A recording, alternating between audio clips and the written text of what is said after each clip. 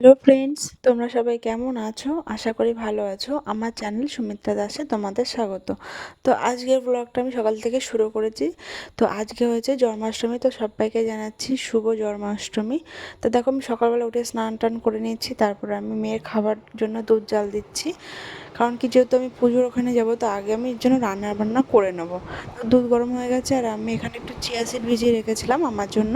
তো তাই চিয়া সিডের জলটা আমি খাচ্ছি। আর তারপরে আমি আমার মেয়ের জন্য একটুখানি মুড়ি নিচ্ছি আর কি, মানে মুড়ি গুঁড়ো করে দুধ দিয়ে মুড়ি দিয়ে ওকে খাওয়াবো। তো দেখো, আমার গুঁড়ো করা হয়ে গেছে, ওটা আমি ভালো করে মিশিয়ে খাইয়ে দেবো। তারপরে আমি এসে রান্না করবো। আর তারপর যেহেতু আমি বাসন টাসন সব ধুয়েছিলাম সকালবেলা, তো এগুলো একটু গুছিয়ে নিচ্ছি, কারণ কি যেহেতু দুধটা গরম, তো একটু ঠান্ডা হোক, আর তার মধ্যে আমি একটুখানি কাজগুলো করে নিচ্ছি। তো তারপরে আমি এখানটা রান্নাটা বসিয়ে দিয়েছি। সকালে ভাত, আর হচ্ছে গিয়ে ভেন্ডি সেদ্ধ, আলু সেদ্ধ, মানে যেহেতু বাবা আছে মেয়ে আছে, তো ওরা তো খাবে, এর জন্য আর কি। আর এখানটা হচ্ছে গিয়ে ডাল, মুগ ডাল, যেহেতু নিরামিষ রান্না করব, এই জন্য মুগ ডাল করছি। মুগ ডালটা ভেজে আমি বসিয়ে দিয়েছিলাম, আর ভাতও বসিয়ে দিয়েছিলাম, তোমরা দেখেছো। তারপর আমি মেয়ের কাছে এসে, আর মেয়ে দেখো খাবে না বলে মুখটা বন্ধ করে রাখছিল, তো ওকে জোর জবরদস্তি করে আমি খাওয়ালাম। খাবার একদমই খেতে চায় না, আর যেহেতু জানোই যে আমার মেয়ের শরীর ভালো না, তো তারপর ওকে আমি ওষুধ খাইয়ে দিলাম। তারপর আমি চলে এসেছি আবার রান্নাঘরে। এসে আমি এখানে ভাতটাও হয়ে গেছে, আর এখানে আমি সয়াবিনটা ভিজিয়ে রেখেছিলাম। আর আমি করব কাঁকরোল ভাজা, মানে কাঁকরোল ভাজা, সয়াবিনের তরকারি, ডাল, ব্যাস, আর কিচ্ছু করব না। তো আমি এখানে কেটে নিয়েছি, আর এখানটা ডালটা পাশে হচ্ছে, আর আমি এখানটা এখন কাঁকরোল ভাজাটাও করবো। সেই জন্য আমি তেল গরম করে কালো জিরে ফোড়ন দিয়ে করছি। আর আমার এটা খুব ভালো লাগে, মানে কাঁকরোল ভাজাটা, জানি না মানে কাঁকরোলটা কেউ পছন্দ করে কিনা, অনেকেই বলে ভালো লাগে না, কিন্তু আমি সত্যি বলতে খুবই ভালোবাসি কাঁকরোল ভাজা। আর এখানে আমার ডালটাও ফোড়ন দেওয়া হয়ে গেছে, তো ডালটা নামিয়ে নিয়েছি, আর পাশে ভাজাটাও হচ্ছে। আর যেহেতু সোয়াবিন রান্না করব, তো সোয়াবিনটা আমি এখানে সেদ্ধ বসিয়ে দিয়েছি।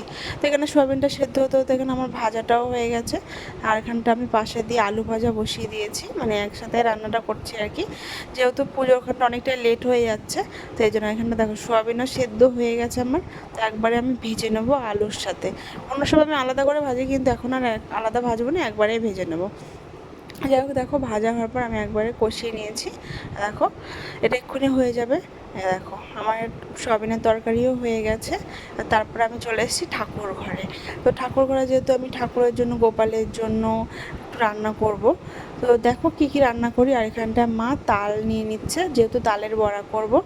আর এখানটা আমি সব কিছু রেডি করে নিয়েছি। আর এখানটা যে কড়াইও বসিয়ে দিয়েছি, আর ফার্স্টে আমি করব পায়েস। তার জন্য আমি দুধটা বসিয়ে দিয়েছিলাম, আর আমি না কড়াইতে বসিয়েছিলাম, তো পরে দেখলাম যে কড়াইতে হবে না যতটা বানাবো, তো এই জন্য আমি আবার কড়াইটা চেঞ্জ করে আবার হাঁড়িতে বসিয়েছি। এ দেখো, আর কড়াইতে যেহেতু ভাজা টাজা করবো, তো এই জন্য এটা পাশে আমি বসাবো। মানে পায়েসটা হতে হতে আর কি, আমি সব কিছু রেডি করতে হবে যেহেতু সব কিছু, তো এই জন্য আমি রেডিও করে নিই। দেখো, পায়েসে আমার সব কিছু দেওয়া হয়ে গেছিলো। তারপরে আমি ফার্স্টে আমি লুচি করবো যেহেতু, তো এই জন্য আমি ময়দাটা ভালো করে মেখে নিয়েছি। আর তারপরে আমি তালে বড়ার জন্য নারকেল, চিনি, যা যা লাগবে সব কিছু দিয়ে মেখে রেখে দিচ্ছি। আর এখানটা হয়েছে গিয়ে মালপোয়া করবো, তার জন্য মালপোয়ার জন্য আমি সব কিছু নিয়ে নিচ্ছি, মানে চিনি দিয়ে ভালো করে ময়দাটা মেখে নিচ্ছি।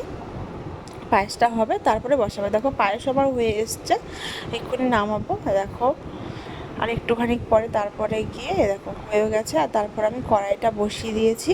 তো ফার্স্টে আমি লুচিটা করব। দেখো, বেশি করে করব না, আর অল্প অল্প করে করছি। আর আমি বেশি কিছু করছি না, মানে একদমই অল্প, শুধু পায়েস, তালের বড়া, লুচি আর মালপোয়া, আর কিছু করছি না।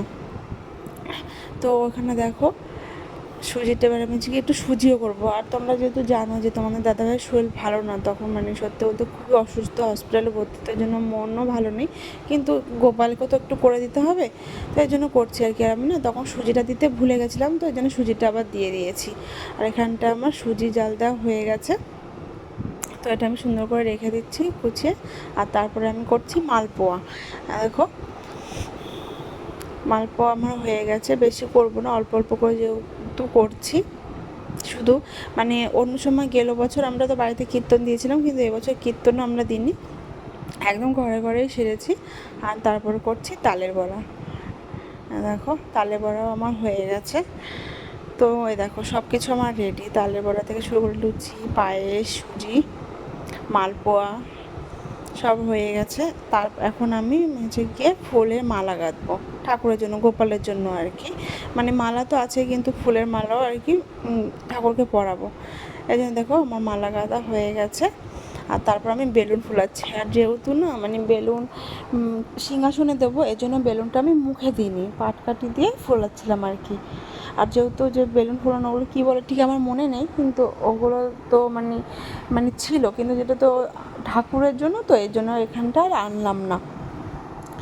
দেখো এখানটা ফোলানো হয়ে গেছে। একটু সুন্দর করে বেঁধে দিচ্ছি, যেমন পেরেছি তেমন আর কি করেছি। আমি এত সুন্দর করে করতে পারি না, কিন্তু চেষ্টা করেছি সুন্দরভাবেই করার। আর এখানটা তারপরে আমি ফল বানাবো। ফল বানানো হয়ে গেলে তারপরে হচ্ছে কি ঠাকুরের জন্য আমি ঠাকুরকে, গোপালকে স্নান করাবো। আর এখানে আমি একজন আগে ধূপকাঠিটা ধরিয়ে নিয়েছি। এই দেখো এখন আমি গোপালের জামা প্যান্টগুলো সব ছাড়াচ্ছি আর কি, গোপালের যেগুলো ছিল মানে দিনের বেলা যেগুলো পড়েছিল।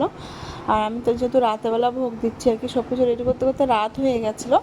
তো রাতেরবেলা গোপালকে স্নান করাবো। দেখো, আর যেহেতু গোপালকে মানে রাতেই স্নান করাতে হয়, কিন্তু এবছর তো 12টা অবধি থাকতে পারিনি। গেল বছর তো আমরা 12টা অবধি ছিলাম, কিন্তু এবছর আমরা 9টার সময় স্নান করেছি গোপালকে। আর দেখো গোপালের মালা পরানো হয়ে গেছে, জামা পরানো হয়ে গেছে। আরও যেহেতু আমাদের 3টে গোপাল আছে, এবার হচ্ছে গিয়ে যে ছোটো গোপালকেও স্নান করে দিচ্ছি।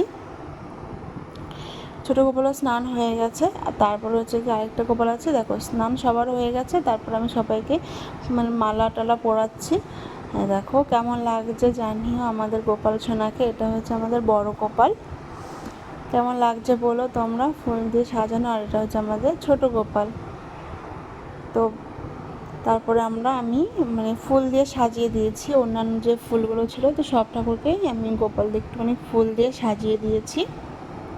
তারপরে আমি তুলসী পাতা দিয়ে দিয়ে তারপরে এখানে যে মানে বাটাগুলো আমি রেডি করেছিলাম, তো সেগুলো সব ঠাকুরের সামনে দিয়ে দিয়েছি। দেখো, তো জলও আমি দিয়ে দিয়েছি। তো কেমন লাগছে জানিও।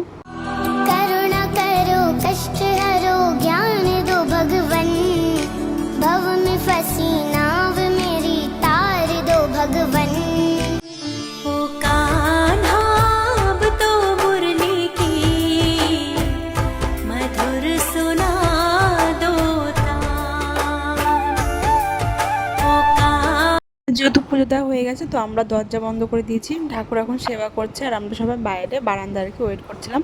তো তারপরে 10 মিনিট পরে আমরা আবার ঠাকুর ঘরে ঢুকেছি। তো ঠাকুর ঘরে প্রণাম করে এবার ঠাকুরের মুখ ধুয়ে দিয়েছি। আর প্রসাদগুলো এখন আমি সরিয়ে নিয়ে এসেছি আর কি।